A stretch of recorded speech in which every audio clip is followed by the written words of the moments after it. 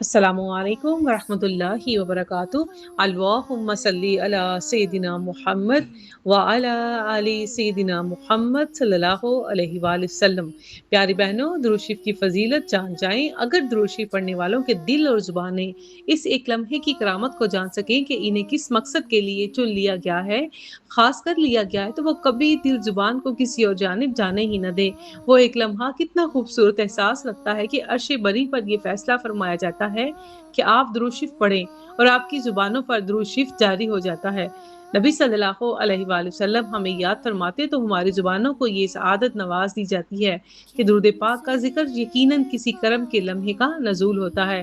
اسی لیے اگر کوئی کرمات الہی کے نزول میں اس ایک لمحے کے اسرار و امروز کو جان سکے تو ساری زندگی درود سے زبانوں کو سجاتے رہیں، درود پاک پڑھتے رہیں اور دعوت دیتے رہیں، یقیناً آپ بہت خاص کر لیے گئے ہیں۔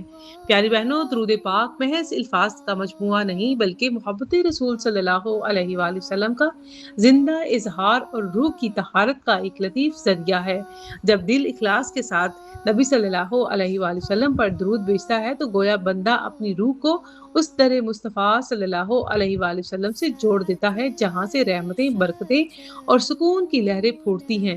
صوفیہ کرام اللہ کے نزدیک درود شریف وہ نورانی وسیلہ ہے جو انسان کے ظاہر کو بھی سنوارتا ہے اور باطن کو بھی روشن کر دیتا ہے۔ انسان کی پریشانیاں، الجھنیں اور روح کی بے قراری اس ذکر مصطفیٰ صلی اللہ علیہ وآلہ وسلم کی برکت سے دھیرے دھیرے مٹنے لگتی ہے۔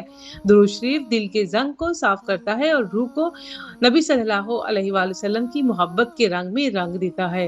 یہی وجہ ہے کہ اہل دل کہتے ہیں کہ فرائض کے بعد سب سے عظیم وظیفہ در مصطفیٰ صلی اللہ علیہ وآلہ وسلم ہے، کیونکہ اس میں بندہ اپنے رب کے محبوب صلی اللہ علیہ وآلہ وسلم کو یاد کرتا ہے، اور جب محبوب کا ذکر ہو تو رب کی رحمت بھی متوجہ ہو جاتی ہے۔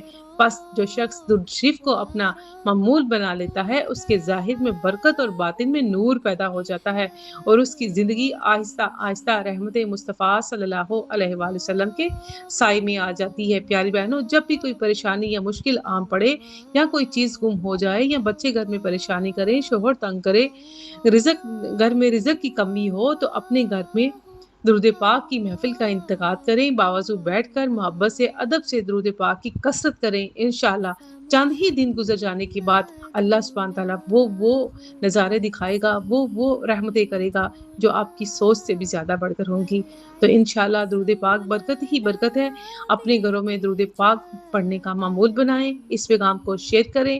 انشاءاللہ میں آپ کے ساتھ بہت ہی خوبصورت ویڈیوز درود پاک کی فضیلت میں لے کے آنے والی ہوں۔ اپنی دعاؤں میں یاد